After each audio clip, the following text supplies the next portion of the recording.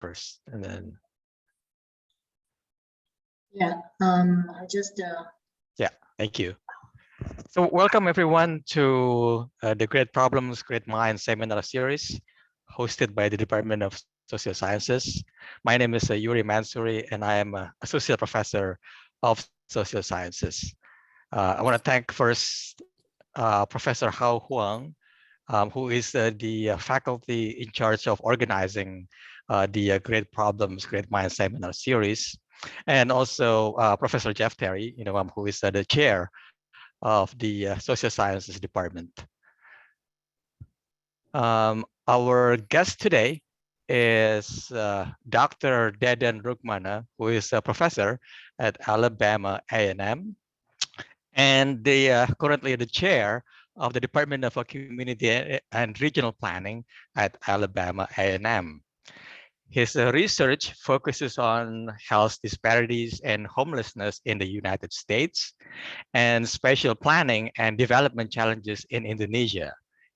We happen to be fellow countrymen. It's nice to hear. It's nice to see someone from back home presents in the Great Minds seminar series today. Professor Rukmana's work has appeared in journals such as Housing Policy Debate, the Journal of Planning, Education, and Research, which is the top journal in this field, and International Planning Studies. He has served as the representative of Association of Collegiate Schools of Planning to the Global Planning Education Association Network, Governing Council. His research has been supported by the National Science Foundation, the National Institute of Health, and the U.S. Department of Homeland Security. Professor Rukmana received his PhD from the Urban and Regional Planning Department from Florida State University, and also completed his master's from the University of Southern California and his bachelor's from the Bandung Institute of Technology in Indonesia. Prior to that, he also has 8 years of experience as urban planning practitioner in Indonesia. His talk today is titled Shaping the World's Urban Future, Planning Megacities in the Global South, based on the handbook that he edited titled the Routledge Handbook of Planning Megacities in the Global South. With that, I will turn it over to you, Professor. Thank you very much. Good afternoon, everyone in Chicago. I am here in Huntsville, Alabama. It's been a pleasure for me to have this opportunity to share my work with students and faculty members at Illinois Tech. So the presentation that I will present today is about megacities in the Global South. So let me start with this chart. This chart shows us that world population is changing, and you will see here the red line representing world urban population is always increasing. And then you will see here that in 2007, the world urban population surpassed the number of world rural population. And then the number of urban population is always going up. They're never slowing down. On the other hand, rural population, they will top the number of population in 2021. So last year, based on the report that I received, the number of population in rural areas stopped. They may coming down in the next years come, right? So basically what I can say here is the world is urbanizing because there are more urban areas and also decentralizing. Why I'm saying decentralizing? Because the concentration of populations, not just only in a few big cities, a few mega cities, but we will have more and more concentration of population in the world. So this is the chart to show us the urbanization level in the world. So I have a 3 period here, 1960, 1980 to 1980 to 2000, and from 2000 until 2020. So you will see here in 1960-80, urbanized world is more in Europe, Western Europe, and also in Latin America. But then in 1980 to 2000, many other parts of the world also urbanizing faster. So I can say here is Africa, also Asia. You will see here Asia, China, and India, also Indonesia is also getting accelerated their urbanization level. And of course, in the last 20 years, so you will see here that Asia and Africa, basically where this population is concentrating. So now I moved to megacity. What is megacity? I use this term that I will say the most commonly used, that megacity is a city or urban areas with population more than 10 million. So this is the definition that I'm using for this work. And then the data that I'm using for this work is data from United Nations. They have a project, World Urbanization Project. They've been using this data for many years, since 1960s until 2020. And they have also some projections of population in urban areas in 2030.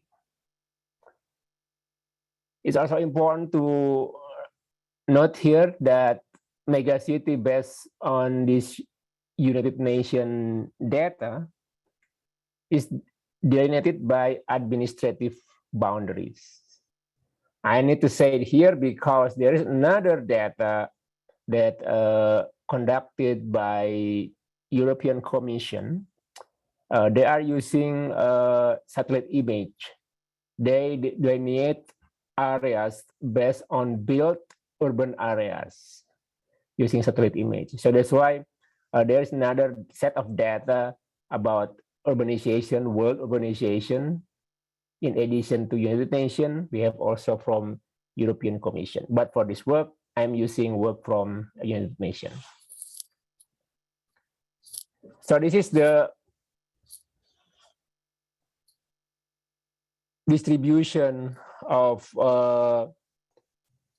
megacities in the world projected by United Nations for 2030. So you will see here most megacities in 2030 are in Global South. They are mostly in Latin America, Central America, Africa, Asia. And then we see some megacities in Global North. There's including 2 in US, in our country here in New York and Los Angeles. We have also Paris and London and Moscow, and also 2 countries in Japan. I mean, 2 cities in Japan, Osaka and Tokyo. So we'll see here that the population size of megacities from 1960 to 2030 is growing like this. So the cities in color of red, the cities that I put included in the book, right? So you will see here that in 1960, we have only 3 megacities, only Tokyo, Osaka, and New York, only 3 cities in 1960. But then, of course, in 2000, we have more cities, including 2 megacities in Global South, which is Mexico City and Sao Paulo. So those 2 cities have population more than 10 million. And then we have also another megacities in Delhi, Shanghai, Mumbai, Beijing, Dhaka, Cairo, Kolkata, Buenos Aires, and Rio de Janeiro. From 2000 until 2018, we have 17 new megacities. So this include 4 Chinese cities: Guangzhou, Chongqing, Tianjin, and Shenzhen, and 2 Indian cities, Bangalore, Chennai, and then 2 Pakistani cities, Karachi, Lahore, African cities, Lagos and Kinshasa, and then South American cities, Bogota and Lima, and 4 other Asian cities, including Manila, Jakarta, and Bangkok. So you will see here, just for giving you some illustration, the pace of this urbanization rate. You will see here Shenzhen. In 1960, Shenzhen only have 8,000, but Shenzhen now in China, they have more than 12,000. So you will see here how fast that population changing in the world, particularly in Asia and Africa. All right, now that's about the urbanizations in the world. I compare between Global South and Global North, and also in terms of time, year, from 1960 to 2018, and the projection to 2030. Now, I like to, because I've been doing research on Jakarta, and then I know when you make a plan, when you're dealing with this urbanization rate that high, there are so many problems, so many challenges. But when we face with those challenges, we also have some solutions. We have also some innovations. We have also some creativity to deal with those challenges. And then I'm thinking, why we learn from each other, Global South megacities. So that's why there's the idea of this book come from. I like to other cities, other megacities in the Global South, they need to learn each other from cities in Global South. So that's the idea that I coming from. So that's why I try to recruit as many as possible Global South megacities. So I'm happy to have these 29 chapters that include 27 megacities in Global South. So I asked these authors to provide us with the challenges and the best practices of planning from any aspect of planning. Could be transportation, could be housing, could be environmental, everything. So that's why I'm pleased that I received many abstract submissions, and then of course I review them, and then I invite these 29 chapters to write full chapters. So the first part of the book is about urban growth. So how these megacities manage urban growth. So I have Buenos Aires in Argentina, Ho Chi Minh City, Chongqing, Lahore, and Bangalore. So these megacities, I ask the author, the author submit the abstract, and then they discuss about how they manage growth in their megacities. So Buenos Aires is a very interesting city. It's the biggest city and the capital of Argentina. They've been urbanized since 1960s. So there are so many period of urbanizations in Buenos Aires. That's why they call it a third round of urbanizations in Buenos Aires. And then in Ho Chi Minh City, or called Saigon, right? It's similar with Jakarta. The rapid urbanization occurred around 2000 when they have opened their city to investment from foreign direct investment. That also opened up the opportunities to grow, but also challenges for managing those growth. So that's why they focus also on the real estate development in Ho Chi Minh. Chongqing is very unique city too. Chongqing is a city in China that in west part of China, they're very unique because most megacities in China are in the east coast, close to the east, to the coast, right? But not Chongqing. So that's why it's very important to learn how Chongqing become urbanized and very big megacities, because they're not close to coast. They are very deep inside the China, in western part of China. Lahore.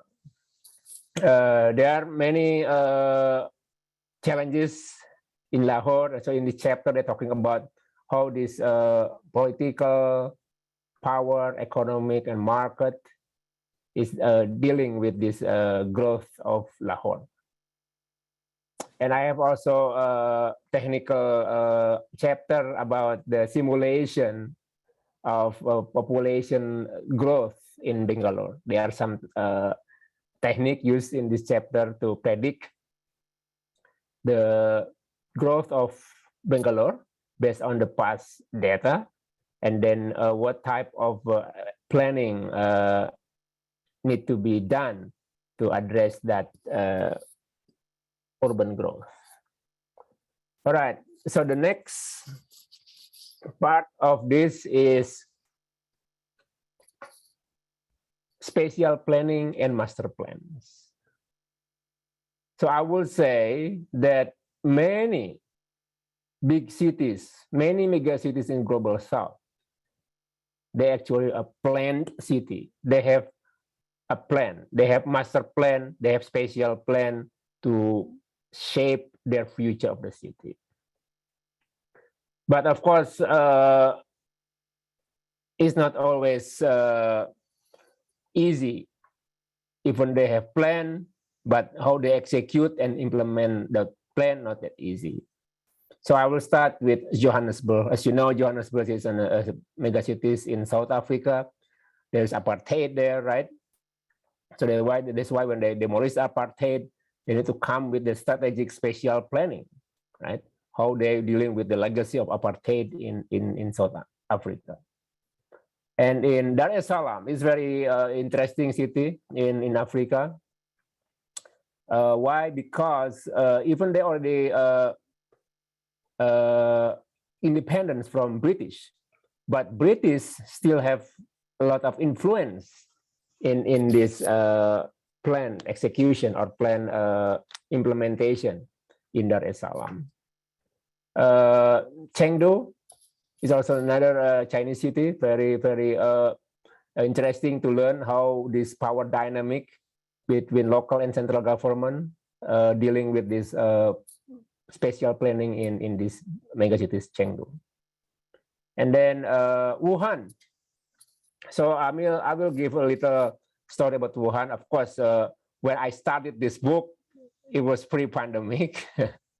At that time, Wuhan is not projected to have population more than 10 million in 2030. But when I was advised by a colleague of mine who was a member of this Chinese Planning Association scholars in US, so she advised me to include Wuhan because Wuhan is even the data from United Nations is less than 10 million, but she said it's already more than 10 million. And as you know, when this pandemic broke out in Wuhan, Wuhan population already 11 million.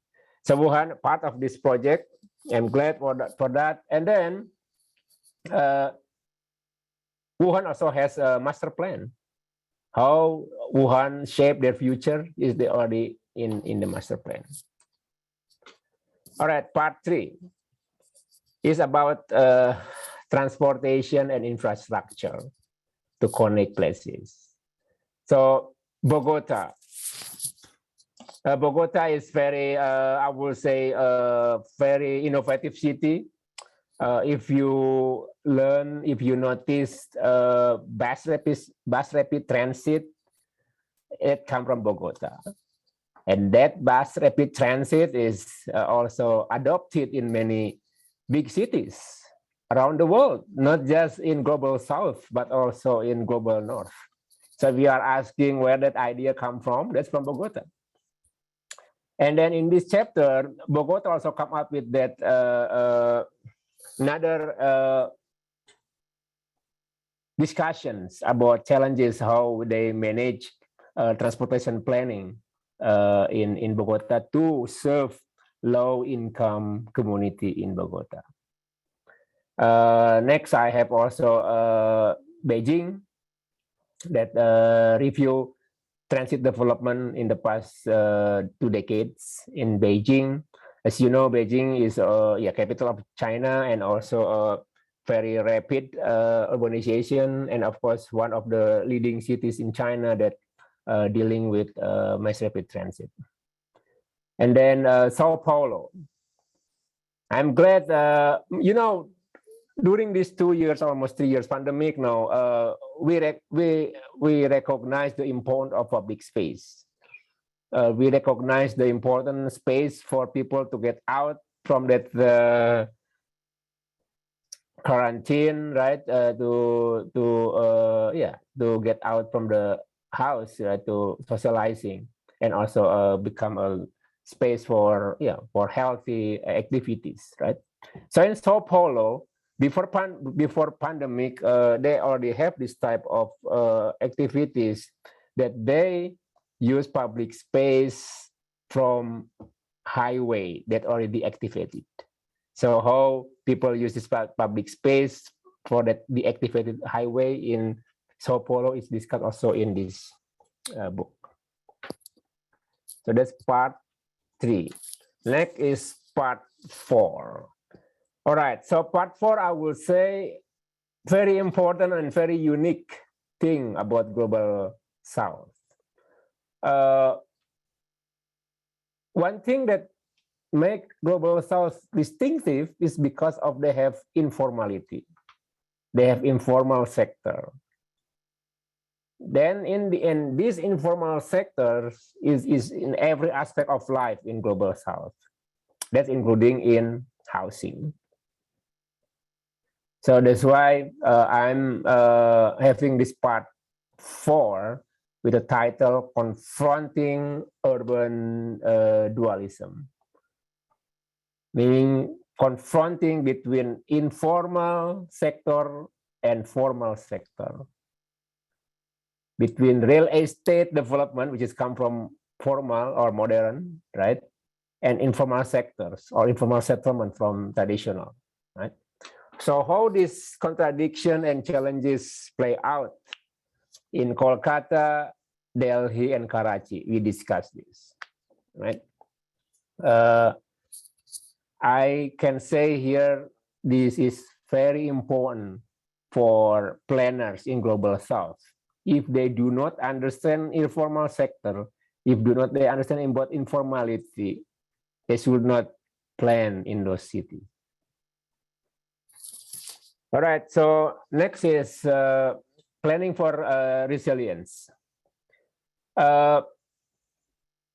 it's also become a big issues for these authors, for these chapters, to talk about how they deal with these natural disasters, with flood, with earthquake, water pollution, right? So this is the thing that also have in the book. Istanbul, they have this 2 or 3 times earthquakes that makes them thinking again and again and again how to be more resilient.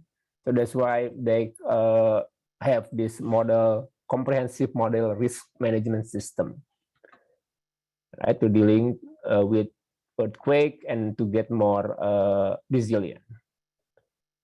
Same thing with Dhaka. As you know, Dhaka is very prone to flood, and then that's why they have also some plan to address these issues, right? Sea rise level. And then in Bangkok, same thing, issues with climate resiliency, with the flood, sea rise level. Shenzhen, right? Very interesting Shenzhen here because they also come up with sponge city. So they are using this technology, right, to address water pollution. And part 6 is democratizing planning processes. When you're talking about planning, you will also need to talk about governance in those cities. So I have cities, Sao Paulo, Mexico City, Beijing, Jakarta, to be part of this part 6. So in this part 6, I start with explore how planning become instrument of power and domination in Sao Paulo. In Mexico City, there is also innovative about participatory budgeting. Budgeting that also involves stakeholders in the city. And then in Beijing, in terms of development control and regulatory detailed plan, how they involve public participations in their process. And for Jakarta, I co-wrote this chapter.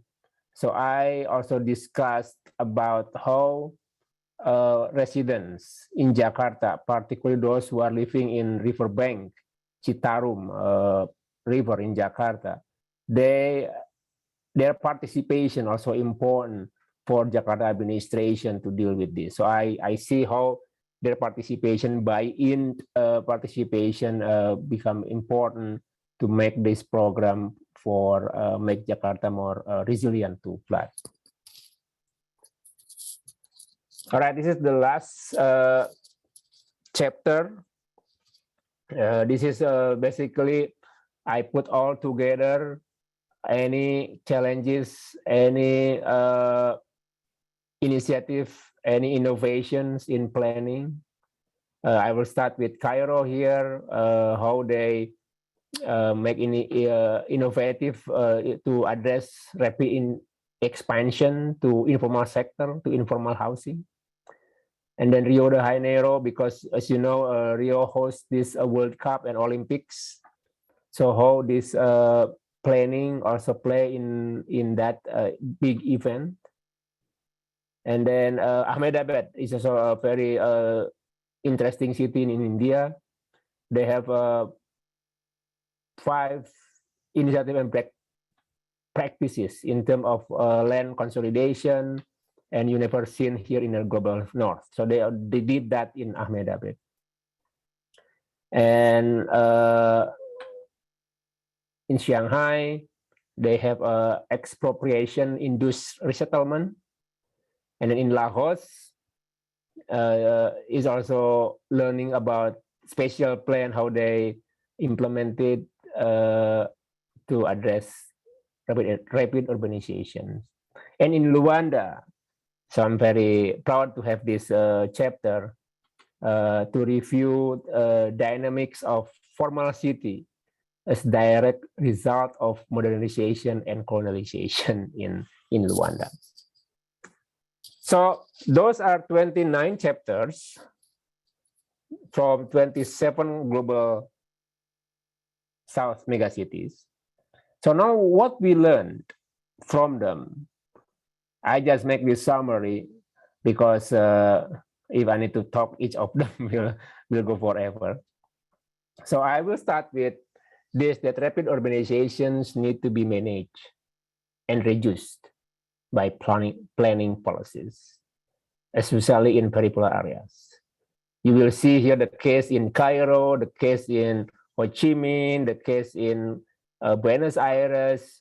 So all this suburbanization, all this rapid urbanization in suburbs areas need to be addressed, and planning can play a role in that. So I can say the thing that Ahmed Abed doing this with their innovative way is also a good thing to know. Spatial planning and master plan still matter. Even people saying, oh, okay, that spatial plan, master plan is just collection in the self. They just collect the dust, but not.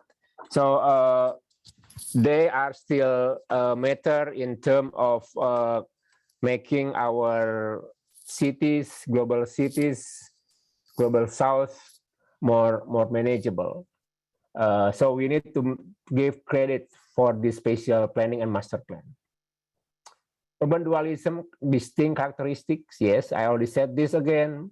One more time, there is no way, if we like to make a plan in global south, you will need to understand about urban dualism, about the contradiction between informal and formal, contradiction between modern and traditional.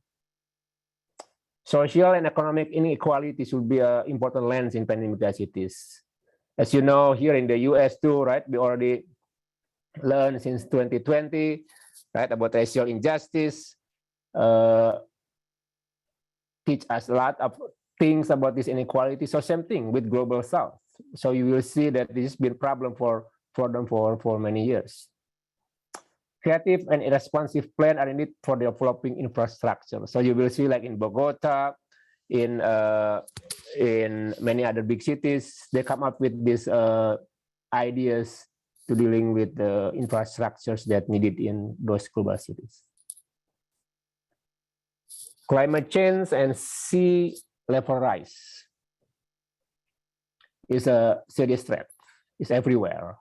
So that's why many big cities, many megacities in global south dealing to this. Resiliency become more relevant to megacities in the past 2 decades. Democratic urban governance is everywhere now, which is good. Planning process need more active participation from all stakeholders. And planners need to keep doing their innovation, their creativity, to come with ideas, with planning practices and policies to address these issues, right?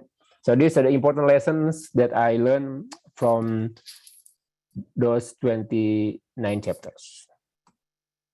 So the book published in June 2020. So just like a few months get to the pandemic. And then today, in March 2022, I'm pleased that there are 2 reviews of the book published in Journal of Plan Education and Research in 2021 and by JAPA this year, published just this year.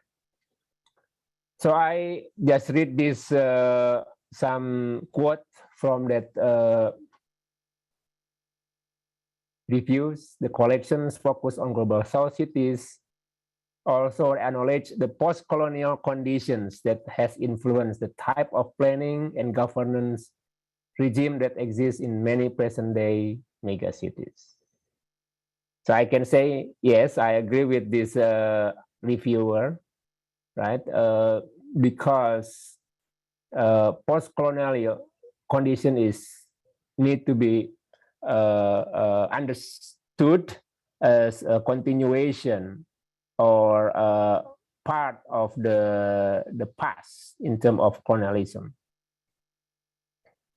And then, of course, many megacities in the book, like Luanda, like Dar es Salaam, right, or even Jakarta, to some extent, is still relate with the colonialism. And of course, when they get independence, that post-colonial condition need to be understood better.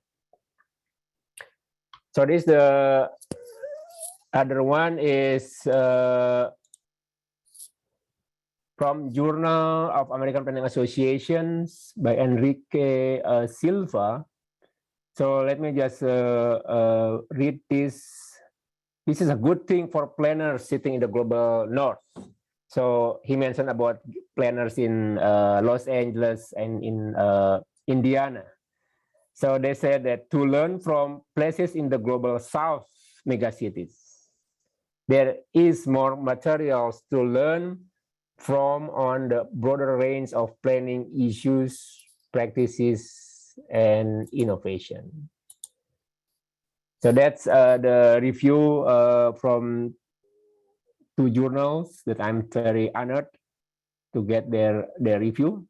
Basically, they say that the book is not just reading for those in global south, but also those in global north, and can also learn from experience in global south. So that's end of my presentation. Thank you. Thank you very much, Professor Rukmana, for a very stimulating presentation. Um, maybe I'll give my feedback first and invite you for a response, and then I will open the forum for discussion. So I was really impressed when I browsed through your handbook, the Routledge handbook for planning megacities in the global south, in terms of the range of cities from Beijing to Jakarta to Johannesburg to Lahore to Bogota. It is very impressive collection of our cities, as well as the depth of the topics. Housing affordability, transportation, planning, the notion of a dualism, I think is a very unique to the global south, as you pointed out. But for me, it also raises a question about the degree to which all these cities can be put in one category, which is the global south cities. Some cities, for example, like Shanghai or Beijing, are probably closer to Seoul, which is a global north city in East Asia. We can also think about Bangkok, for example, which has an infrastructure that is already more advanced than some European or even North American cities. I'm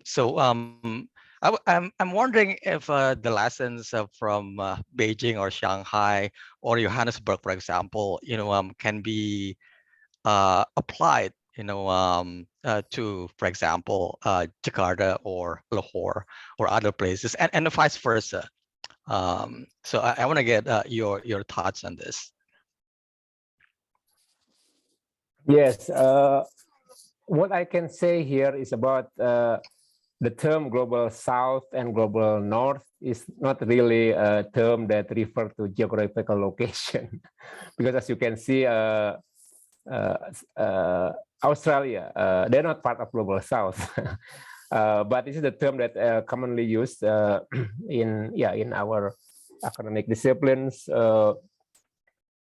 But what I can say here is that we can learn each other, even among global south.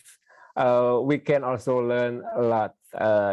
Like as you know, in Jakarta we have this Transjakarta. That was started during Sutioso governor, and then that idea is not just come from their homework. No, the idea is come from the success of Bogota. Same thing with this sponge cities in Shenzhen. So in that review in Journal of American Planning Association, Enrique Silva said, American cities can also learn from Shenzhen in terms of sponge city to address water pollution. Many other things that I can say, even informality. In informality, Ananya Roy, she wrote an article in JAPA, in the American Planning Association, about informality, the roots of informality. Of course, Ananya Roy, epistemology of informality. So, of course, she roots back to the things come from cities in Kolkata. That's what her research based on. But she also developed things that this informality, due to epistemology of informality, can be also applied to global north. And of course, that's in 29. And many publications after that publication, we learned that many books about informality in America, in North America, I mean in global north, including in American cities, because the world is interconnected. What's going on in other part of the world could be also connected, strongly connected with what happened here in the US. So that's the thing that I can say, that in this world, when we are so interconnected, we learn from the mistake of others and also the success of others. If others doing great things, people will notice and they will learn. That's what happened in Jakarta when they learn about bus rapid transit from Bogota. So that's maybe my initial answer for that question. Thank you, Dr. Rukmana. With that, I will open the forum and invite the audience.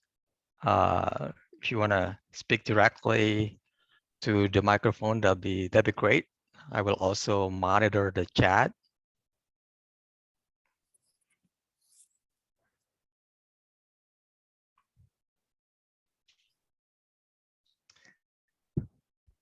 In the meantime, maybe I'll ask my other question. I have to say that I was a little bit surprised when I saw your first conclusion or first important lesson from this study, which is the need for rapid urbanization to be reduced by planning policies.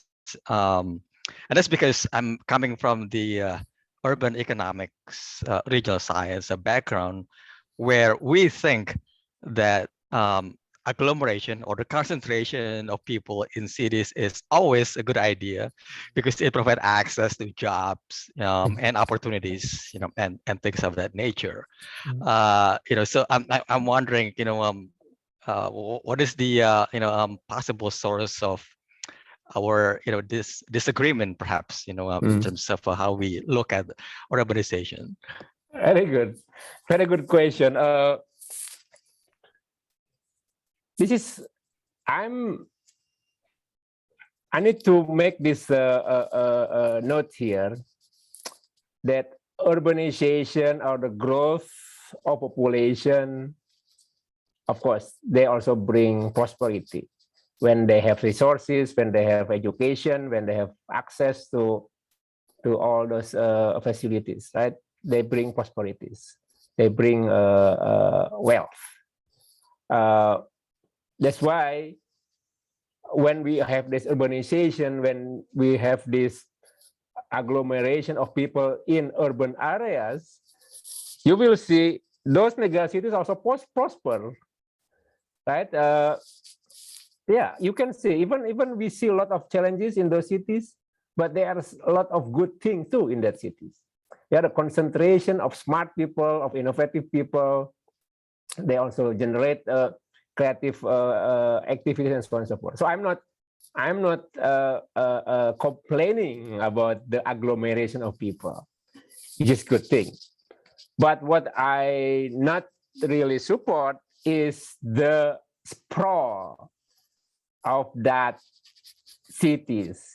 So when they call reduced urbanizations, meanings that not to use that land that previously agriculture land or wetland or green space or environmentally sensitive areas, because in most megacities, when they have this rapid urbanization, growth of population, they live, expand to those areas, and that make chaos. So that's why in planning, we have a sub-discipline called growth management, right? Basically, we try to not supporting or reducing or eliminating urban sprawl. We're not advocating growth is going anywhere in every direction. We try to manage them, growth management.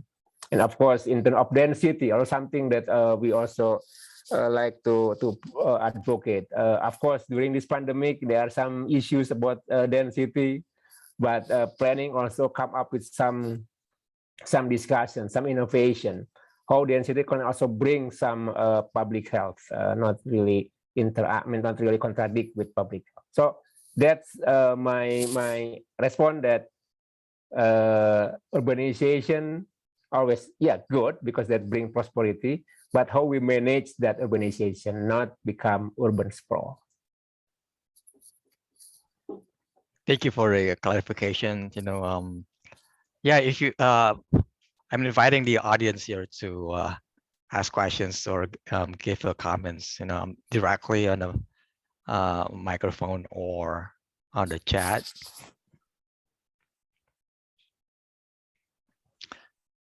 One interesting and developing phenomenon right now in Indonesia, as you know, is the plan, to move the capital city, from Jakarta to this sort of a remote island, in Borneo or Kalimantan. So, this is the case where planning megacity actually has a different meaning, because this is the case where we have to essentially build from scratch, from ground zero. There is nothing there yet, in this new location for the capital city. So I'm wondering, what are some of the lessons from your study, that the Indonesian government should pay attention to when moving the capital city to this remote island? Thank you. Yes, I've been asked this question also by reporters, and then of course I've been advocating for this capital relocations when Jakarta hit by flood in 2007.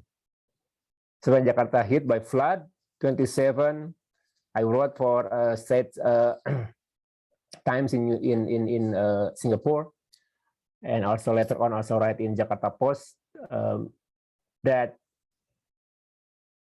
urbanization to Jakarta need to be reduced.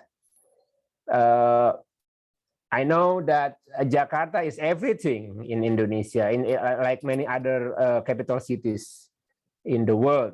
That not just become capital cities, they also become primate cities. Primate cities meaning that cities concentration is just huge. Let's say the proportion from capital city, primate city to the second city is like 10 to 1. So that's something that we don't want to happen. So that's why if we keep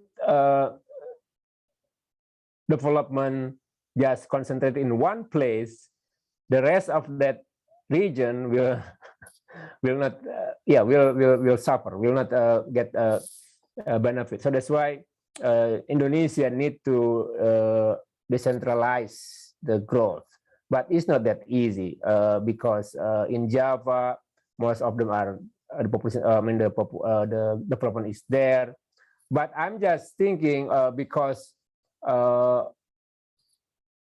in terms of nation building,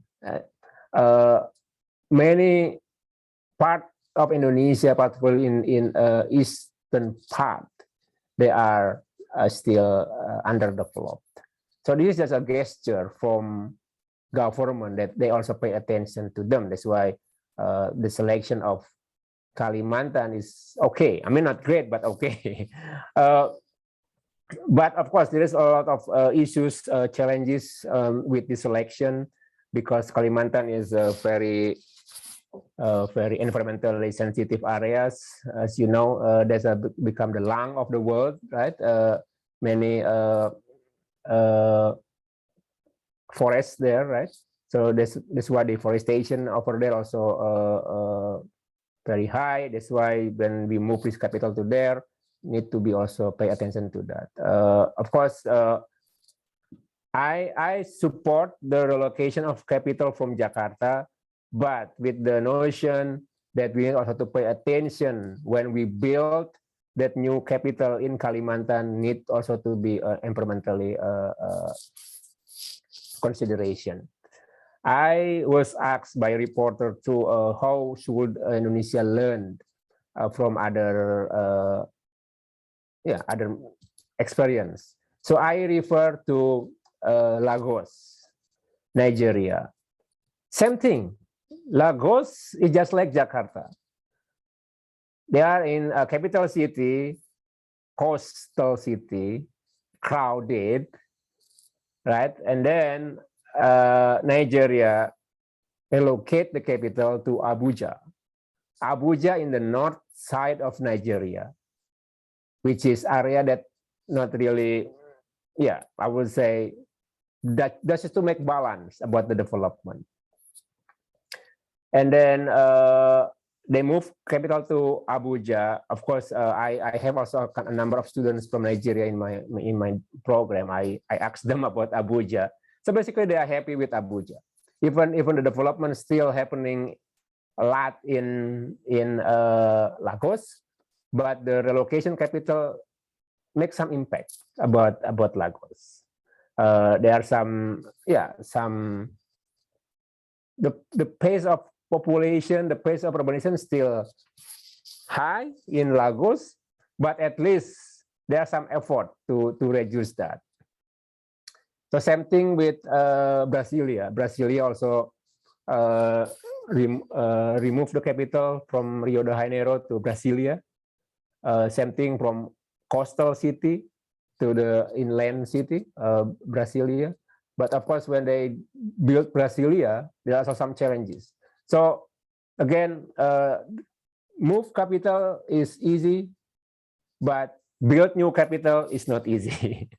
There are so many challenges. So that's my response to your question. Go ahead. Somebody has a question. I was just going to ask, how Go has ahead, it Matt. let me just ask something really quick. Thank you for your discussion and presentation.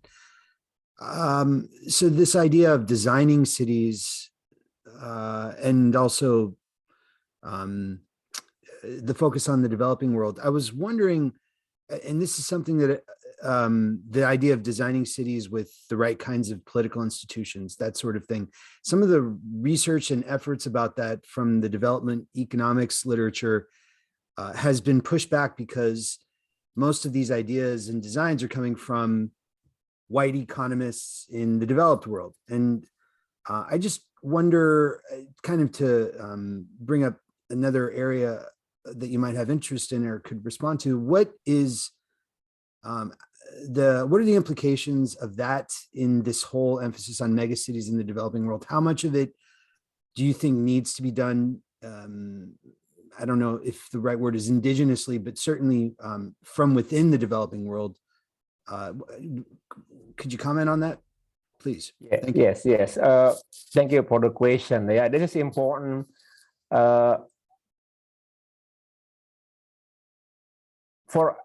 For many years, of course, the knowledge, science, including planning, has been developed by Western, right? But later on, like in the past, maybe our past 10 years or 5 years, right? There is already some movement, right, about the importance of developing knowledge from that indigenous people or from that in the global south, I would say, right?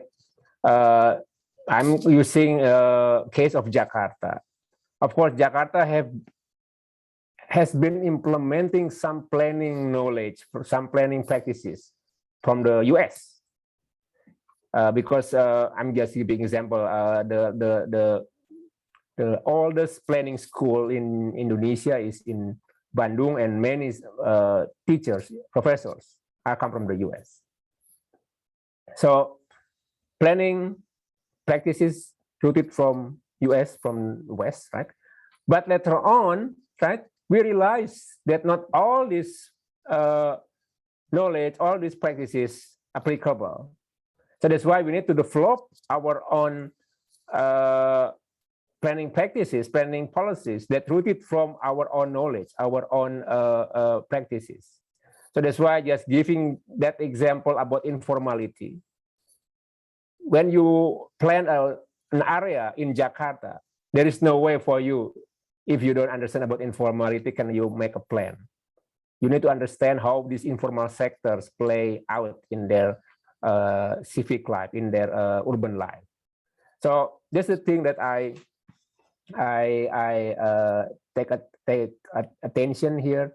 That's why with this book, if you notice, it's also recognized by the reviewer that many contributors come from those countries. Let's say Istanbul, I invite them from Turkey, right? So of course, Indian cities, I also invite from Indian scholars, even they are live or work in Western universities. But thank you for the question. Very good.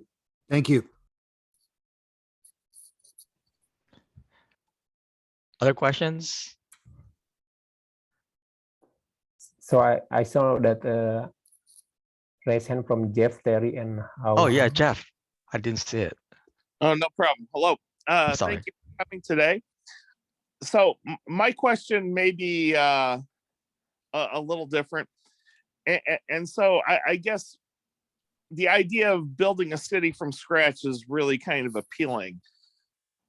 I imagine it would be very hard to do in most places, but if you were doing that, what do you think from a planning perspective, what are the top 5 or 10, whatever things that you would consider from the planning standpoint before developing a city from scratch?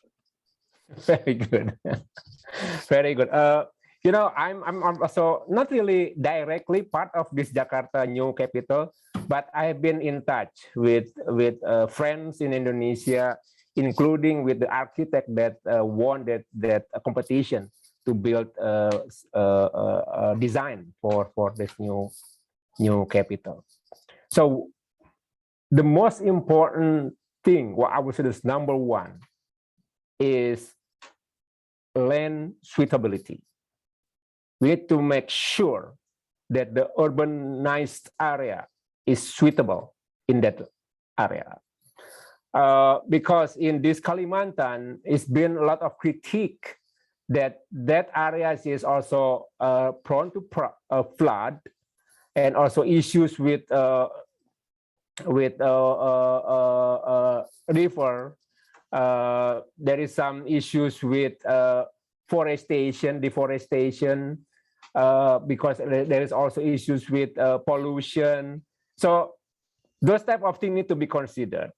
That's why with all of vast areas of that new capital, they select small part of that area that with suitable for the new capital. Also, in addition to land suitability, of course, when you come build from scratch, doesn't mean that not people are surround that area.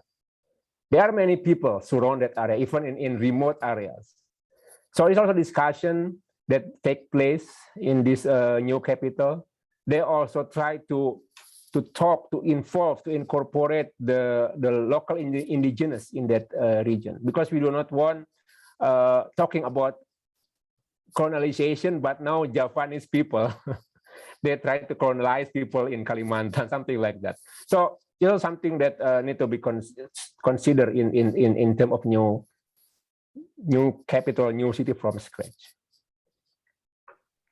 I should point out that the Javanese is the dominant ethnic group in Indonesia, comprising about 70% of the population. Do you have a follow-up to that, Jeff? No, thank you. That was very interesting. Appreciate it. Thank you. Thank you. Hao also has a question. Yeah, thank you for very nice this introduction of this megacities and planning in Global South, the book. So I'm wondering, how did you see the pandemic will affect the globalization in terms of like a connection between Global South and Global North? This globalization change will affect the urbanization in Global South in terms of urban sprawl, innovation, and inequalities. Very good. Yeah, actually, I had another lecture, guest lecture on this pandemic and megacities. The way Global South megacities dealing with pandemic with megacities in Global North is not the same. There are some differences here. Of course, in the Global North, there are some also resistance, right, about this wearing masks, all these public health restrictions. That there are some part of the group that refuse them, which is, yeah, we know that, but not many that in Global South. But in Global South, there's limited resources to vaccination, to all those when we need to have it quarantine in a very small space. But people come up with some creativity. Even in the poorest neighborhood, I will say, let me take Jakarta, because Jakarta is the area that I research. There are many poorest neighborhood in Jakarta. In pre-pandemic, they don't have running water in that neighborhood. But to some extent, because of this pandemic, people make extra effort, and running water come to that poorest neighborhood. So when you are pushed because of these challenges, people think harder. So that's what I learned. And of course, with this pandemic, we now learn about the importance of interconnection. Of course, countries in Global North with more resources, they also need to take consideration the need of people in the Global South for, let's say, for vaccination and so on and so forth. So how did you see like the connection decrease in terms of transportation in Global South and Global North?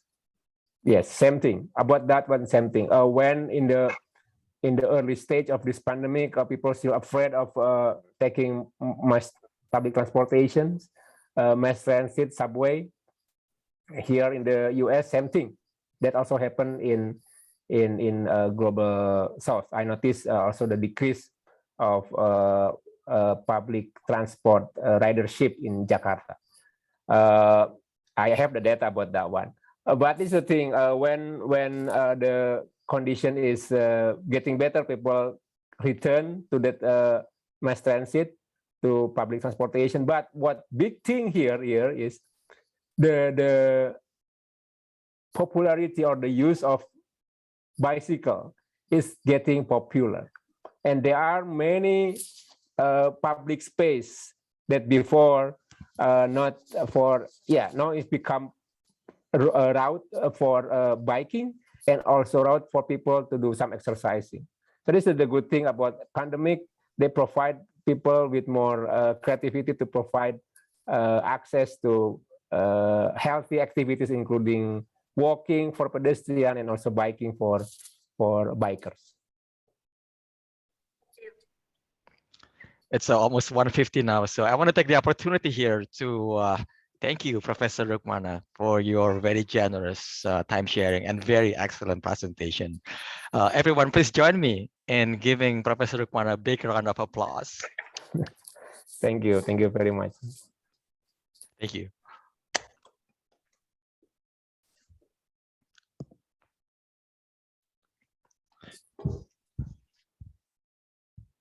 How are we doing in terms of schedule here, Pak Deden?